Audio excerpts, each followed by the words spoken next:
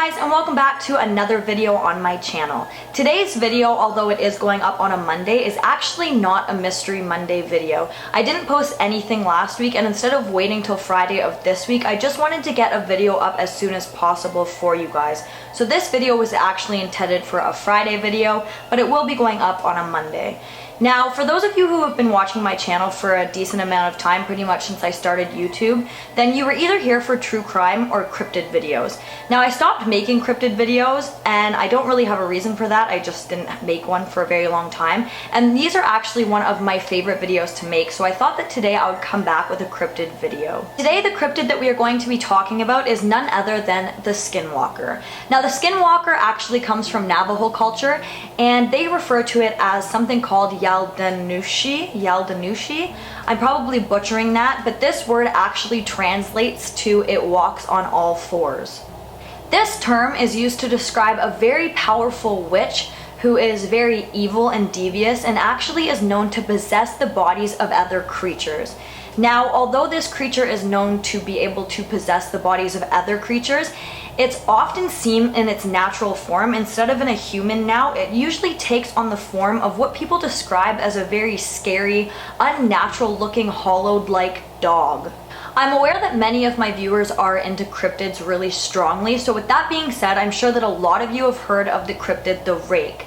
Now, a lot of people believe that this cryptid is also another version of the Skinwalker. If you want to know more in depth about that cryptid, comment that in the comments down below, and I will go more in depth in that in another video. But that is just another cryptid that is believed to somehow be related to the Skinwalker.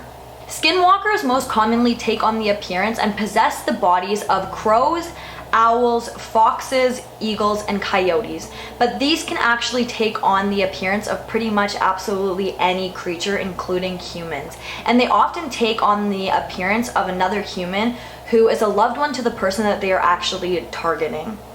The Skinwalker is probably the hardest cryptid to get any information on because it is said that those who know a lot about Skinwalkers don't talk about them, because talking about Skinwalkers actually is said to draw this creature towards you, which let's hope that's not the case for my situation, as I am talking about this creature on the internet. Skinwalkers are most frequently seen around native reserves, but have actually been known to be seen all over Canada and the United States, more frequently in Utah. Now, there actually is a part of land in Utah referred to as Skinwalker Ranch. Now, I did cover this topic briefly in one of my other videos, but now that I've dove more into this topic, I'm thinking that I might go back and do a more in-depth video on this topic to go along with this video. But on top of those places where they have been spotted, they are also frequently spotted around graveyards. Now, it is said that the reason that Skinwalkers are often spotted around graveyards is because they can actually possess the bodies of the deceased.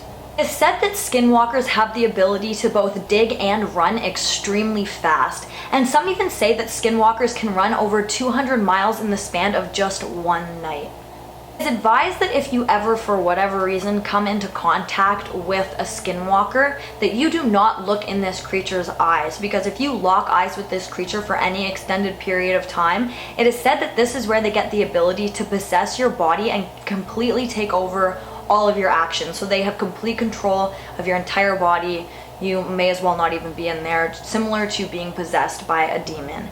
Now, also it is said that just like vampires, in order for a Skinwalker to enter your home, they actually have to be invited. And some people have said that in the past, Skinwalkers were actually believed to be good creatures. They defended those who needed defending, and they only harmed those who deserved it.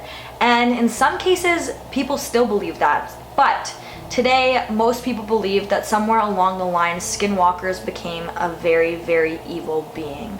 It is said that in order to become a Skinwalker, you actually have to be recruited by another Skinwalker, and there are rituals that you have to go through to get there. Now, they hold these ceremonies, or whatever you want to call it, where they do chants and satanic rituals similar to that. And then, in the final processes, you must kill a loved one and eat them. And the only way that it is known that you can actually kill a Skinwalker is to call it by its natural human name. Now, this would be the name that was given to this person at birth, before they became into witchcraft and before they became a skinwalker. And that is said to bring them to their natural state and kind of take away this skinwalker thing that they have going on. This is how you kill a skinwalker. Now that you guys have a rough idea on what a skinwalker is, I am going to tell you guys some stories that I found on the internet from people who claim to have encountered skinwalkers. Now, I just want to give a little bit of a disclaimer here. I did not encounter a skinwalker. These are not my stories. I am not claiming that these are my stories. These are just stories that I came across on the internet, and I am simply just narrating them and resharing them with you guys. The story that we're about to talk about is about a person whose grandmother is a full-blooded Navajo.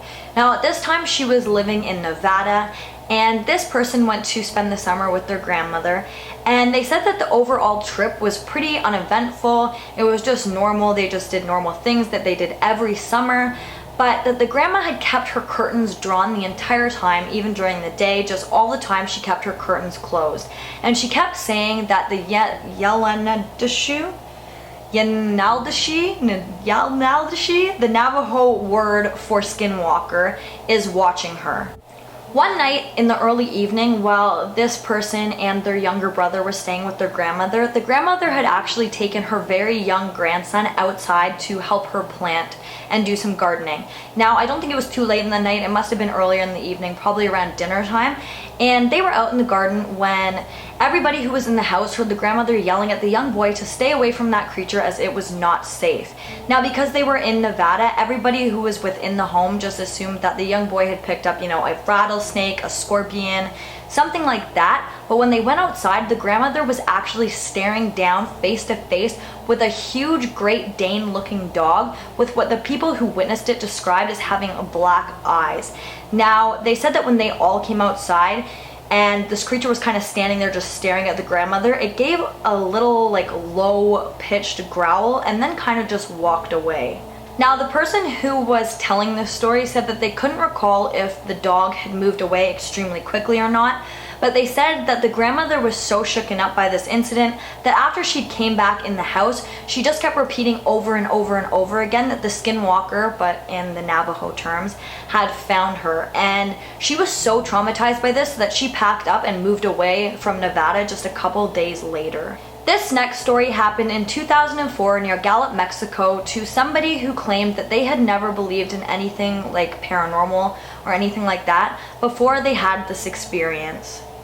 Now, this happened to this woman and her 10-year-old son. Now, the two were moving from, I guess, like a basement apartment to a new house, and they said that when they walked out of the house after they just finished moving, it was a really long day, they were walking towards the car when something caught their eye and was moving from behind the neighbor's car towards a tree that was on the front lawn. Now, the woman described this as the creature looked like it was trying not to be seen, but while it moved from behind the car to the tree, it got caught by the neighbor's spotlight.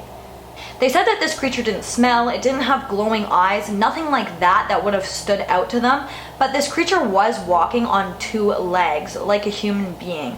But besides that, it had no human traits at all. It was covered in fur, it almost looked like a very big dog, and the woman who had seen it actually described it as looking like the Beast from The Beauty and the Beast. The woman who encountered this creature said that the encounter was super short as the creature moved very, very quickly from behind the car to the tree, and then she said she kind of panicked because she didn't know what it was, and she told her son to quickly get into the car and they drove away.